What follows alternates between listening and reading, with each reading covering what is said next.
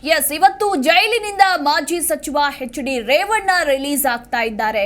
ಮಧ್ಯಾಹ್ನ 3 ಗಂಟೆಗೆ ಪರಪ್ಪನ ಅಗ್ರಹಾರದಿಂದ ಹೊರಗಡೆ ಬರಲಿರುವ ಎಚ್.ಡಿ. ರೇವಣ್ಣ. ಹೀಗಾಗಿ ಮಾಜಿ ಮಂತ್ರಿ ಸ್ವಾಗತಕ್ಕೆ ಜೆಡಿಎಸ್ ಕಾರ್ಯಕರ್ತರು ಸಜ್ಜಾಗಿದ್ದಾರೆ. ಜಾಮೀನು ಆದೇಶದಂತೆ ಷರತ್ತುಗಳನ್ನ ಪೂರೈಸಬೇಕಾಗಿದೆ ರೇವಣ್ಣ. ಹೊರಗಡೆ ಬರೋಕ್ಕಿಂತ ಮುಂಚೆ ಅಂದ್ರೆ ಪರಪ್ಪನ ಅಗ್ರಹಾರದಿಂದ ಹೊರಗಡೆ ಬರೋಕ್ಕಿಂತ ಮುಂಚೆ ಷರತ್ತುಗಳನ್ನ ಪೂರೈಸಿ ತದನಂತರ ಬರಬೇಕಾಗಿದೆ. ಯಾಕಂದ್ರೆ ಷರತ್ತುಬದ್ಧ ಜಾಮೀನು ಸಿಕ್ಕಿರೋದು ರೇವಣ್ಣಗೆ. 42ನೇ ACMM ಕೋರ್ಟ್ಗೆ ಆದೇಶದ ಪ್ರತಿಯನ್ನ ಸಲ್ಲಿಸಬೇಕು. ಜಾಮೀನು ಆದೇಶದ ಪ್ರತಿ ಸಲ್ಲಿಸಿದ ಬಳಿಕ ಅಷ್ಟೇ ರಿಲೀಸ್ ಆಗಲಿದ್ದಾರೆ ಎಚ್.ಡಿ. ರೇವಣ್ಣ. ಇಬ್ಬರು ಶ್ಯೂರಿಟಿಗಳನ್ನ ಒದಗಿಸಬೇಕಾಗಿದೆ ಈಗ ಎಚ್.ಡಿ. ರೇವಣ್ಣ. ನಿನ್ನೆ ರೇವಣ್ಣಗೆ ಅಂತೂ ಇಂತೂ ಷರತ್ತುಬದ್ಧ ಬೇಲ್ ಸಿಕ್ಕಿದೆ.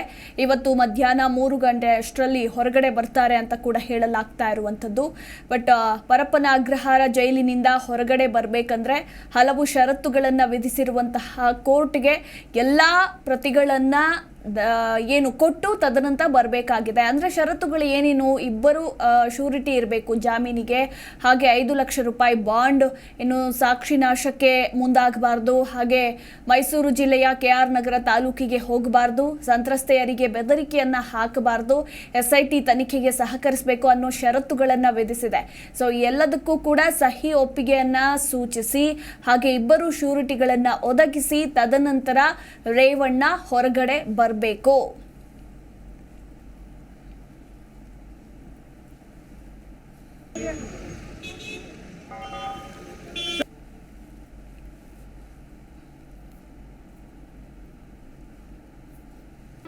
ಜಿ ಕನ್ನಡ ನ್ಯೂಸ್ ಈಗ ನಿಮ್ಮ ಮನೆಯಲ್ಲೇ ನೋಡಿ.